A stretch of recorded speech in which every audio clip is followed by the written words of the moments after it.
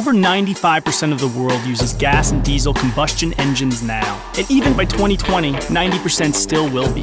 That leaves only 10% using alternatives. Cars that run on electric, hydrogen, corn, or even French fry oil have potential. And we're working on alternatives too. But the solutions most car makers have come up with so far either offer up the driving exhilaration of a couple squirrels on a treadmill, or are so expensive they're just not realistic for most people.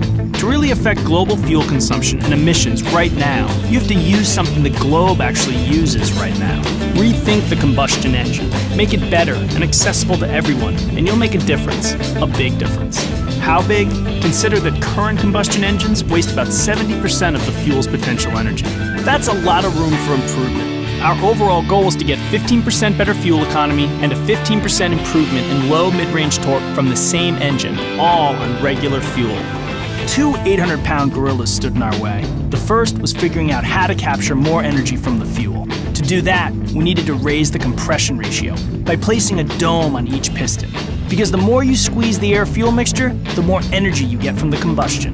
But a high compression ratio usually ends up causing knock, which is when the air-fuel mixture ignites too soon because it's too hot inside the chamber, and that's no good. So we had to cool things off.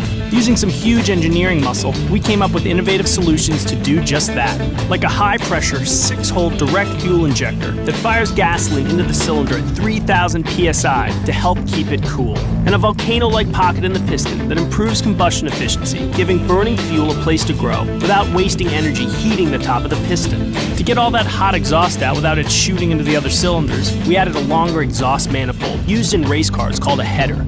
Everyday cars don't use headers because of the emissions problems they create, but our advanced direct injection system solved that issue too. That's how we got more energy from the fuel. The second gorilla was making sure we weren't losing any of that precious booty on its way to the wheels. So we reduced friction inside the engine by a whopping 30%. How? By sweating every little detail.